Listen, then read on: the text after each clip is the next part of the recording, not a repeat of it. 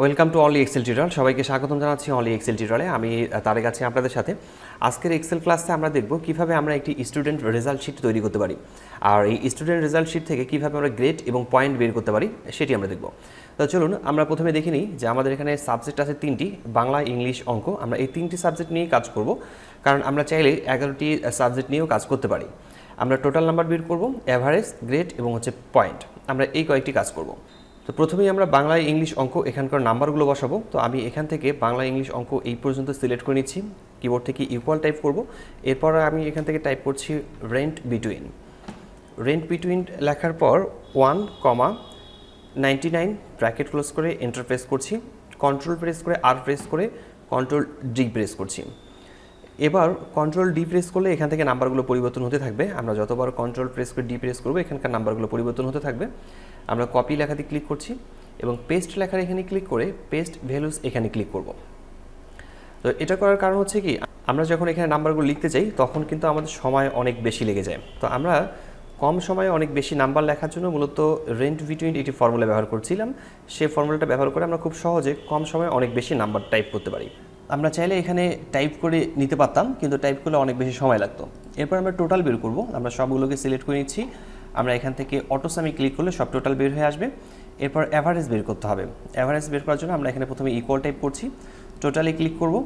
এরপর ভাগ দিচ্ছি, এবং যেহেতু 3টি সাবজেক্টের পরীক্ষা সেক্ষেত্রে 300 নাম্বার গুণন প্রতিটি সাবজেক্টের জন্য 100 করে নাম্বার, সেক্ষেত্রে 100। এরপর এন্টার প্রেস করলে আমরা দেখতে পাচ্ছি যে অ্যাভারেজটা বের হয়ে আসছে। এরপর আমরা এটাকে ড্র্যাগ করে নিচের দিকে নামাবো। এখানে যে পয়েন্টের পরে পার্সেন্টেজগুলো আসছে এগুলোকে আমরা ডিক্রিজ করে দিচ্ছি, এখান থেকে আমরা এগুলোকে কম করে রাখবো। এরপরে আমাদের কাজ হচ্ছে গ্রেড এবং পয়েন্ট বের করা।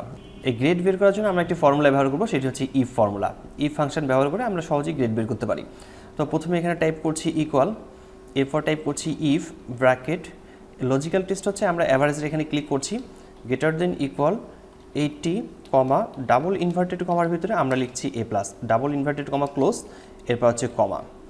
আবারও আমরা টাইপ করছি ইফ ব্র্যাকেট, এখানে স্পেস ব্যবহার করা যাবে না। আবারও আমরা অ্যাভারেজের প্রথমে এখানে ক্লিক করে গ্রেটার দেন ইকুয়াল, এরপর আমরা দিচ্ছি 70, ডাবল ইনভার্টেড কমার ভিতরে এ গ্রেড। আবারও ইফ ব্র্যাকেট, এরপর আমরা আবারও এখানে ক্লিক করব, greater than equal 60, double inverted কমার ভিতরে এ মাইনাস, ডাবল ইনভার্টেড ক্লোজ। এরপর আবারও ইফ ব্র্যাকেট, আবারও আমরা এখানে ক্লিক করছি। এরপর greater than equal 50, double inverted কমার ভিতরে আমরা এখন লিখছি বি গ্রেড। এরপর ডাবল ইনভার্টেড ক্লোজ।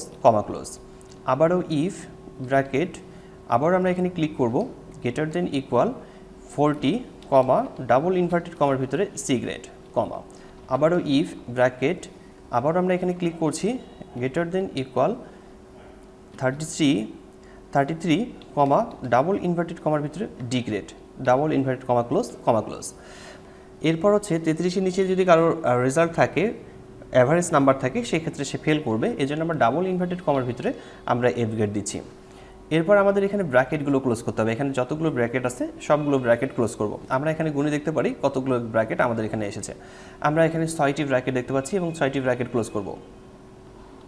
6টি ব্র্যাকেট ক্লোজ করার পর এন্টার প্রেস করতে হবে। তাহলে আমরা দেখতে পাচ্ছি যে প্রথমে এখানে আসছে সি গ্রেড আসছে, এবং আমরা এটাকে ধরে নিচের দিকে ড্র্যাগ করতে পারি, অথবা এখানে ডাবল ক্লিক করেও আমরা নিচের রেজাল্টটাকে বের করে আনতে পারি।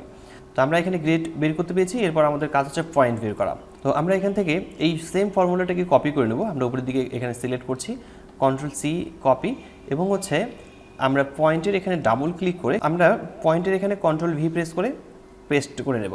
এরপর এখান থেকে শুধুমাত্র পরিবর্তন হবে এ প্লাসের পরিবর্তে 5.00। এরপর এ গ্রেডের পরিবর্তে আমরা এখানে বসাচ্ছি 4.00। এখানে এ মাইনাসের পরিবর্তে আমরা এখান থেকে বসাচ্ছি 3.50। এরপর বি গ্রেডের পরিবর্তে আমরা বসাবো 3.00। সি গ্রেডের পরিবর্তে আমরা এখানে বসাচ্ছি 2.00। ডি গ্রেডের পরিবর্তে আমরা এখানে বসাচ্ছি 1.00, এবং এফ গ্রেড জন্য আমরা এখানে 00 বসাতে পারি, অথবা ফেল এফ গ্রেডও রাখতে পারি। তো আমি এখানে 00 বসাচ্ছি না, এফ গ্রেডই থাকলো। এরপর আমরা এন্টার প্রেস করছি, অথবা 00 বসাতে পারেন। তো আমরা দেখতে পাচ্ছি যে পয়েন্ট হচ্ছে 2.00। এরপর আমরা এখানে ডাবল ক্লিক করলে নিচের এন্টার কলামে রেজাল্টটি বের হয়ে আসবে।